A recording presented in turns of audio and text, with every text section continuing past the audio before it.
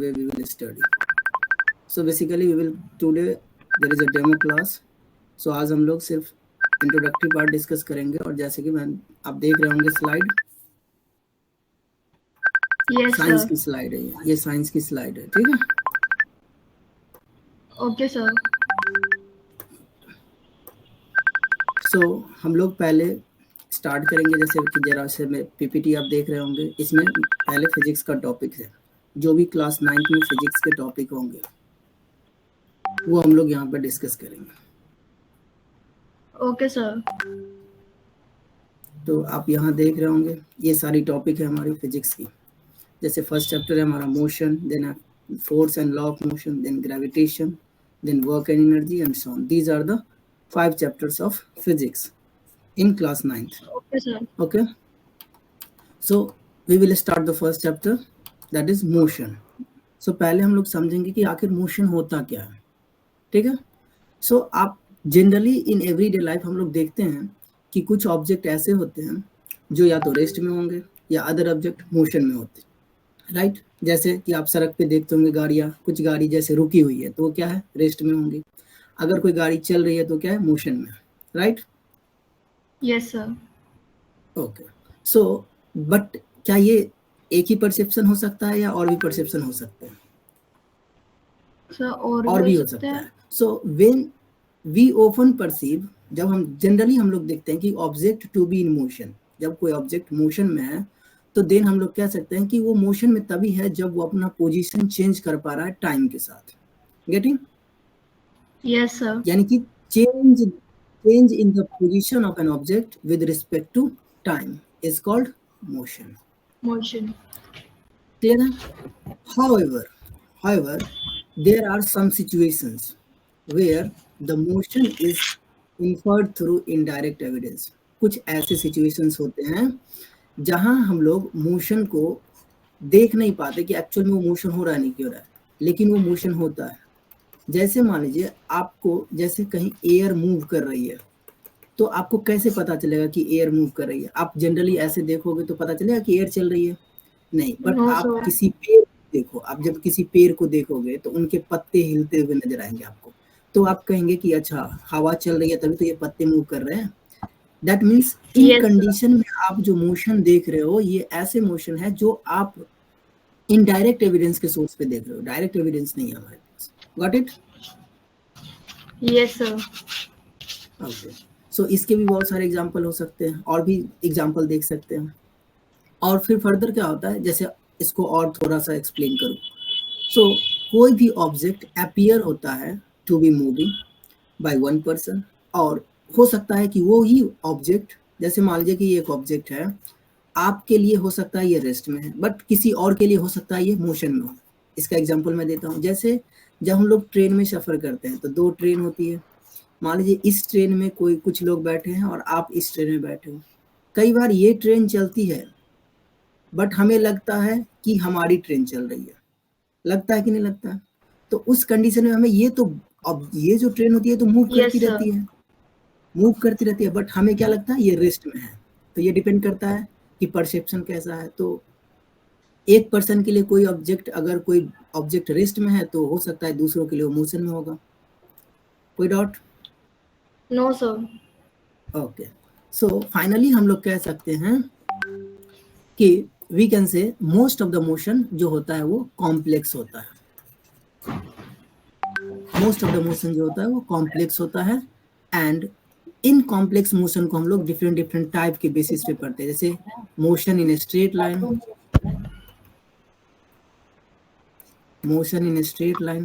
Then हम लोग पढ़ते हैं सर्कुलर मोशन, पीरियोडिक मोशन, है ना, जिगजैग मोशन, बहुत सारी मोशन होते हैं, टाइप ऑफ मोशन में डिस्कस करेंगे उसको।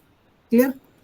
अब जब भी हम लोग कोई मोशन को देखते हैं, जब भी कोई बॉडी मोशन करेगी तो कहीं ना कहीं से तो स्टार्ट करेगी। Yes sir. ऐसा तो है नहीं कि वो हमेशा मूव कर रहा है, कहीं ना कहीं से तो स्टार्ट पॉइंट होगी। तो वो जो स्टार्ट पॉइंट होती है उसको हम लोग ओरिजिन बोलते हैं।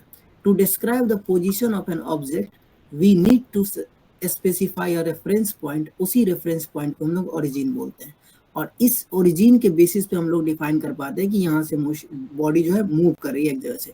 यानी कि पहले बॉडी की पोजीशन जो थी ये थी, अब जो बॉडी मान लेता हूं कि यहाँ आ गया है तो इसकी पोजीशन अब ये हो गई। तो पोजीशन 1 से पोजीशन 2 तक जब बॉडी आया तो पोजीशन चेंज हो गया, और उसको चेंज होने में जो टाइम लगा उस टाइम के अकॉर्डिंग्स में जब हम लोग बोलते हैं तो ये कंप्लीट फिनोमेना जो होता है वही क्या होता है, मोशन होता है। Okay, right, sir. Understood? Yes, sir. Now here we will discuss type of motion. Generally जो क्लास 9th में हमें straight motion, straight line motion ही पढ़ना होता है। तो motion along a straight line, जब कोई बॉडी किसी स्ट्रेट लाइन के अलोंग मोशन करता है तो उस मोशन को हम लोग बोलते हैं motion in a straight line. ठीक है, Okay, sir. अगर ट्रैक जिगजैग हो तो अगर वो मोशन उसके अराउंड उसके अकॉर्डिंगली कर रहा है तो फिर उस मोशन को हम लोग जिगजैग मोशन बोलते हैं। अगर कोई बॉडी सर्कुलर पाथ पे मूव कर रहा है, अगर कोई बॉडी सर्कुलर पाथ पे मूव कर रहा है तो उस मोशन को सर्कुलर मोशन बोलते हैं। ठीक है, Okay, sir. और अगर कोई बॉडी जैसे मान लीजिए घड़ी का पेंडुलम है, इस तरीके से मूव करता है तो इस मोशन को हम लोग पीरियोडिक मोशन बोलते हैं। Okay, sir. Got it? Yes, sir. Okay. So now here we will discuss the distance. So most important part यहाँ से क्या होगा कि अब कोई बॉडी मूव करेगी एक जगह से दूसरे तक, कुछ ना कुछ डिस्टेंस कवर करेगी। Yes, sir. तो आखिर डिस्टेंस क्या होती है? तो सपोज लेट्स से कि कोई बॉडी यहाँ से यहाँ तक गई, इसकी इनिशियल चेंजेस मान लेता हूँ ये ओरिजिन है तो 0 होगा, या रेस्ट में है यहाँ बॉडी, यहाँ से कुछ 5 किलोमीटर, मीटर में मान लेता हूँ 5 metre, 10 metre, 15 metre. Let's say अगर कोई बॉडी यहाँ से यहाँ तक पहुंचा है तो ये उसकी क्या होगी, डिस्टेंस होगी, और टोटल डिस्टेंस कितनी होगी, 15 होगी। हमने मीटर में यूनिट ले रखा तो 15 यूनिट। तो हम डिस्टेंस को कैसे डिफाइन करेंगे? दैट मीन्स कहेंगे कि द टोटल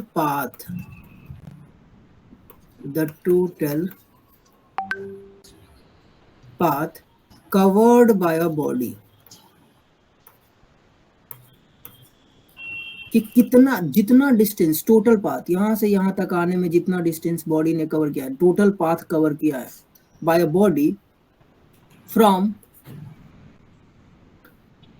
ओरिजिन। डिस्टेंस हमेशा ओरिजिन से मेजर होगा, ठीक है? Okay, sir. Is said to be the distance, उसी को हम लोग डिस्टेंस बोलते हैं। क्लियर? Okay, sir. एंड अब डिस्टेंस के पास क्या होता है कि इसके पास सिर्फ और सिर्फ मैग्नीट्यूड होती है। It has only magnitude. Magnitude करने का मतलब हुआ कि डिस्टेंस जैसे 5 मीटर हुआ, 10 मीटर हुआ, 15 मीटर, ये सिर्फ मैग्नीट्यूड होगा, इसके पास डायरेक्शन नहीं होता। ठीक है, Okay, it sir. Not has directions. So इसके पास डायरेक्शन नहीं होता है तो किधर भी जाएगा ओरिजिन से तो वो उसकी डिस्टेंस ही कहलाएगी।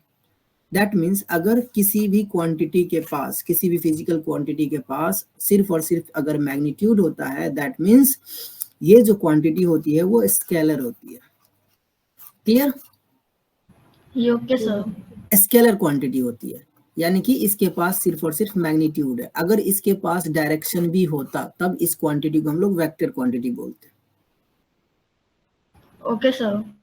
एंड डिस्टेंस का जो यूनिट होता है, हम लोग जो यूनिट की बात करेंगे वो हमेशा ऐसा यूनिट की बात करेंगे। ऐसा यूनिट समझती हैं क्या होता है? सर जिससे उसे वो करते हैं।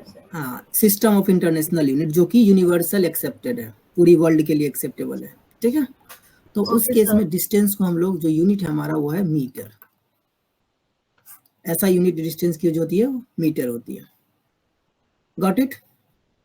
Yes, sir. Okay, now next part जो हमारा है वो है डिस्प्लेसमेंट। तो अब डिस्प्लेसमेंट में क्या होता है कि कोई बॉडी, अगेन दो पोजीशन है, अगर मान लो इसको ए बोलूं, इसको बी बोलूं, तो यहां से यहां तक कोई बॉडी चेंज कर रहा है पोजीशन, तो हम लोग बोलते हैं कि द शॉर्टेस्ट डिस्प्लेसमेंट जो होती है वो शॉर्टेस्ट डिस्टेंस है। आगे इसको फर्दर करेंगे, तो द शॉर्टेस्ट डिस्टेंस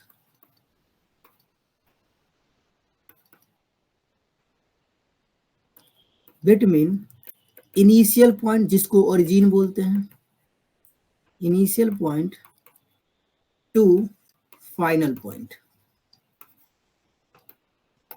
तो सबसे छोटा डिस्टेंस इनिशियल पॉइंट से लेके फाइनल पॉइंट के बीच का जो होता है वही क्या कहलाता है? डिस्प्लेसमेंट कहलाता है।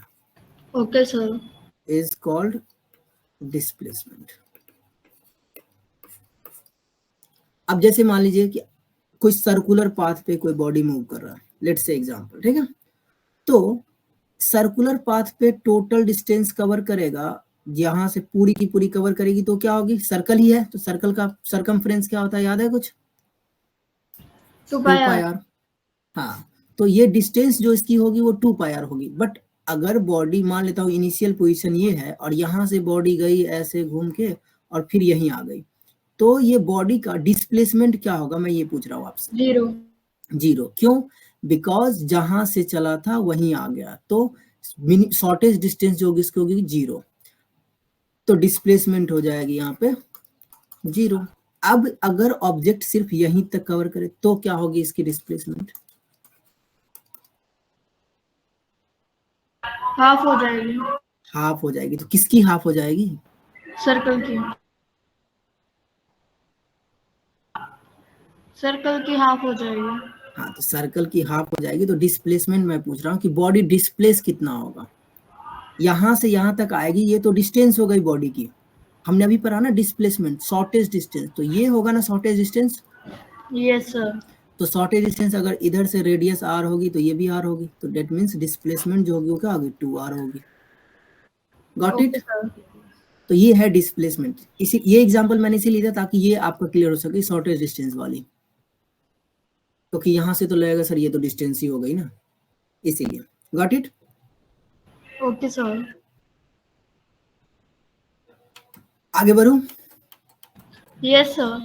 ओके, सो नाउ अब है टाइप ऑफ मोशन। जो हम लोग टाइप ऑफ मोशन देखते हैं उसमें 2 तरह के मोशन होते हैं, एक होते हैं यूनिफॉर्म मोशन और एक होते हैं non uniform motion. Uniform motion का कहने का मतलब कि